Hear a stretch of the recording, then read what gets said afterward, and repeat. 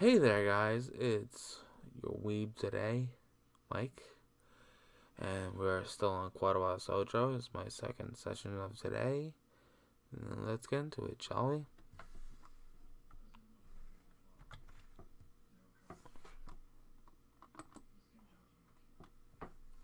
Oh, it's been 4 months. Oh, wow, it's been 4 months, okay. In that whole time, I can barely count the times I've left this hospital room unsupervised on one hand. 4 months is a pretty long time when you're left alone with your thoughts. So, I thought I've had plenty of time to come to terms with my situation. Arrhythmia. A strange, a foreign, alien one. Strange word, sorry. One that you don't want to be, you want to be in the same room with. A rare condition, it causes the heart to act erratically, occasionally beat way too fast. It can be fatal. Apparently, I've had it for a long time. They said it was a miracle I was able to go on so long without anything happening. Is that really a miracle? I guess it was supposed to make me feel better, more appreciative of my life. It really didn't do anything to cheer me up, though. My parents, I think, were hit harder by the news than I was. They practically had two hemorrhages apiece. Wow. Wow. I already had a full life by then to digest everything. A full day, yeah. To them, it was all fresh. They were even willing to sell our house in order to pay for a cure. Do they realize there's no such thing as a cure? Of course, there isn't a cure. No shit. Especially when myself used to be a biology major. Because of the late discovery of this condition, I've had to stay at the hospital to recuperate from the treatments. When I was first admitted, it felt like if I was missed. For about a week, my room in the ward was full of flowers, balloons, and cards. But visitors soon dwindled, and all get well gifts began trickling down. Nothing shortly after. I realized that the only reason I had gotten so many cards and flowers was because sending me their sympathy had been turned into a class project. Ouch. Maybe some people were genuinely concerned, but I doubt it. Even in the beginning, I barely had any visitors. By the end of the first month, only my parents came by on a regular basis. Iwanako was the last to stop visiting.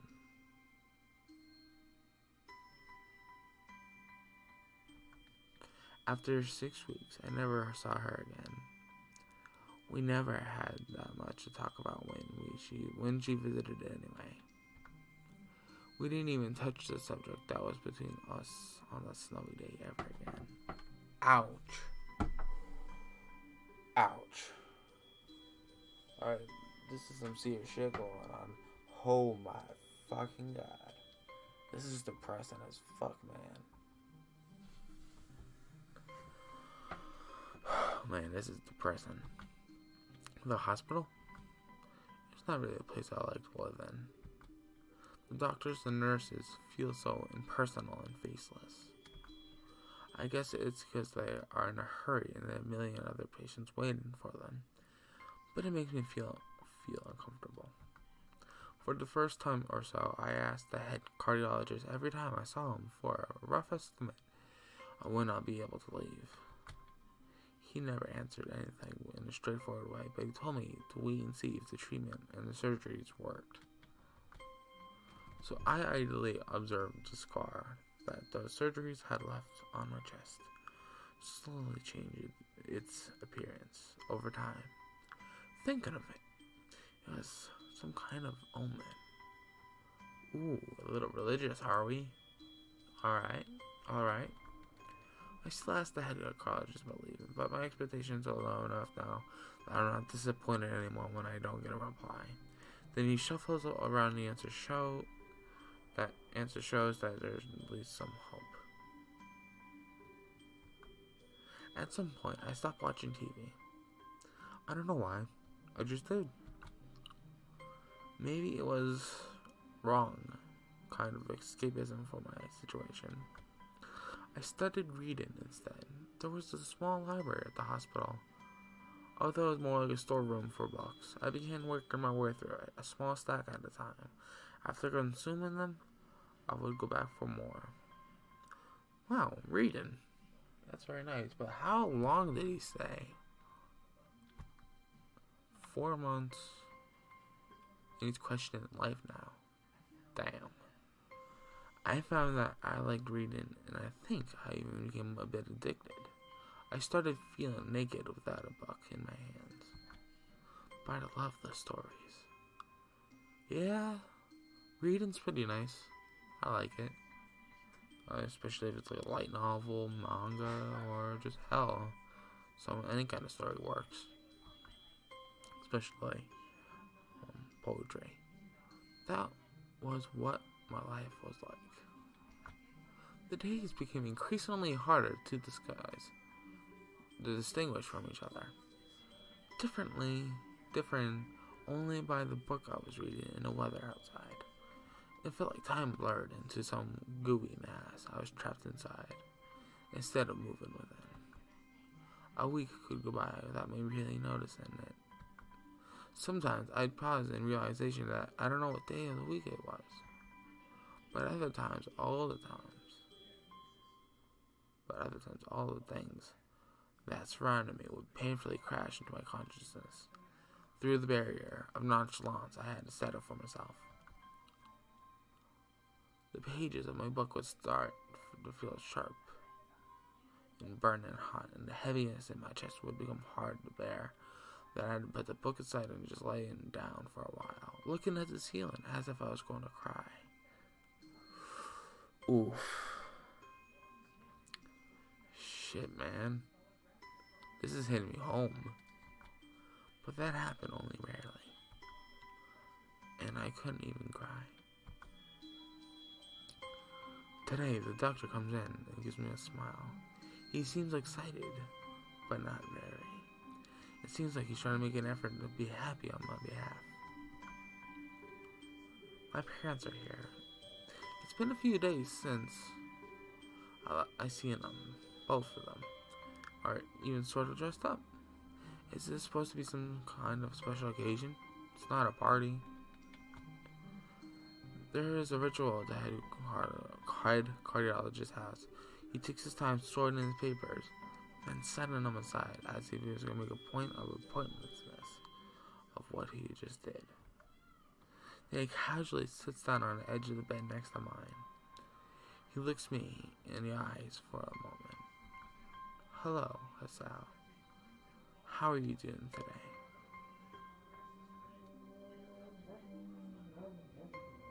Let me do a deeper voice. Hello, Hasao. How are you doing today? I don't answer him, but I smile a little. Back at him. I believe that you can go home. Your heart is stronger than now. And with some precautions, you should do fine. We have your medication sorted out. I'll give your father the prescription. The doctor hands a sheet of paper to my dad, whose expression turns wooden as he reads it quickly. So many.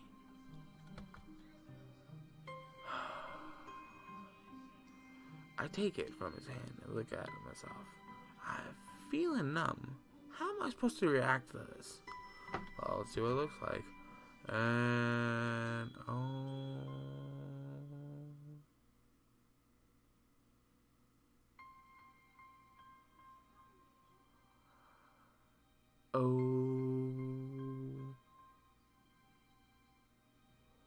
My God, that's a lot of words. The absurdly long list of medications staring back at me from the papers seems insurmountable. They're blown together in a sea of letters. This is insane. Yeah, I don't know if that's realistic for a patient like that. That's unrealistic to me. I never seen that many medications for one specific condition. I don't know how severe it is though, so I can't make a judgment. Anyway, let's get to it, shall we? Side effects, adverse effects, contradictions, dosages are listed line after line with cold precision. It's probably printed. I try to read them, but it's so futile. Futile. Yes, futile. I can't understand any of it. Attempting to makes me feel sicker. All this for the rest of my life, every day. I'm afraid that is the best we can do at this point. Wow.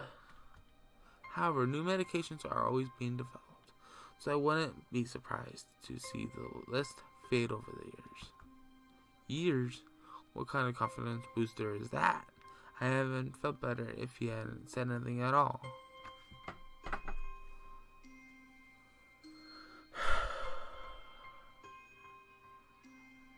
Wow. Okay. Also, I've spoken with your parents, and we believe that it would be best if you don't return to your old school. Damn, that's harsh. What? Nani? Please calm down, Asal. Listen to what the doctor has to say. Calm down.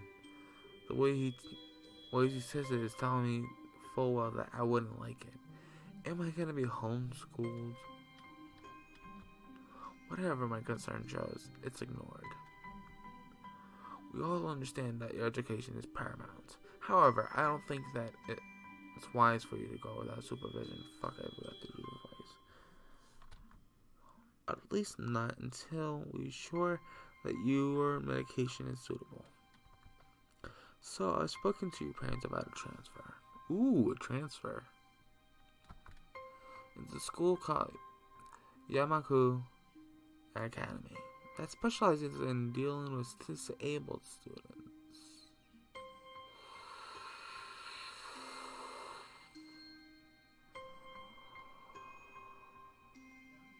Ouch. That sounds a little harsh right there for the doctor. Speaking bluntly, yes. Disabled. What? Am I? As 24-hour nursing staff and only a few minutes from a highly regarded general hospital. The majority of the students live on campus. Not bad. Think of it as a boarding school of sorts. It's designed to give students a degree of independence while keeping help nearby. Independence is a school for disabled kids. Don't try to disguise the fact. If it had only been really that free, there wouldn't be a 24-hour nursing staff, and you wouldn't make a hospital being nearby a selling point. Of course, that's only if you want to go, but your mother and I aren't really able to homeschool you. Ouch, Dad. We went out there and had a look a couple weeks back. I think you really like it. Okay? It looks like I really don't have a choice. Compared to other heart problems, people with the condition usually tend to live long lives. You'll need a job one day, and this is a good opportunity to continue your education. This isn't an opportunity. Don't call it an opportunity. Don't call it a goddamn opportunity. Well, you shouldn't be excited at the chance to go back to school. You know, you should. Yeah. I remember you wanted to return to school. And while it's not the same one. A special school. That's preposterous. That's an insult. That's what I wanted to say. It's a step down. It's not what you think. All the students are pretty active in their own sort of way. It's geared towards students that can still get around and learn. You just need a little help in one way or another. Your father's right. And many of the graduates of the school have gone to do amazing things. A person doesn't have to be held back by their disability.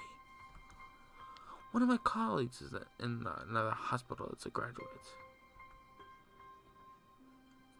I don't care. A person doesn't have to be held back by their disability. Ugh, that's what a disability is. Wow. Someone's a little sassy and a little bit misunderstood about the disabled community. I really hate that something so important was decided for me. But what can I do about it? A normal life is out of the question now. It's funny. I had always thought of my life was actually kind of boring. But I miss it now. I wanted to protest. I wanted to blame this lack of reaction on shock or fatigue. I could easily yell at something now, but somehow I can go back to school anyway, but no. I don't say anything. The fact is that I already know it's futile. I look around the room, feeling tired of all this. The hospitals, the doctors, my condition, everything. Oh my lord. I don't see anything that can make me feel any different. There really isn't a choice. I know this. But the thought of going to a disabled school, what are those even like? As much as I try to put a positive spin on this, it's very difficult. But let me try. A clean slate isn't a bad thing. That is all I can think of to get me through this. At least I'll have something, even if it's special school, quote unquote. It's something. It's a fresh start. My life isn't over. It would be a mistake to just resign myself to think that. Well, ain't that not a bad thing? Wow. I think I went over time today. So thank you guys for watching. Please let me know if I should continue this. I'm probably going to finish it one route. Let me know if I should do another route. Let's see if I can figure out which route is which. Mm-hmm. So, at least I'll see what my new life will look like. Actually, is the chapter almost over? I might complete it. Chapter 1!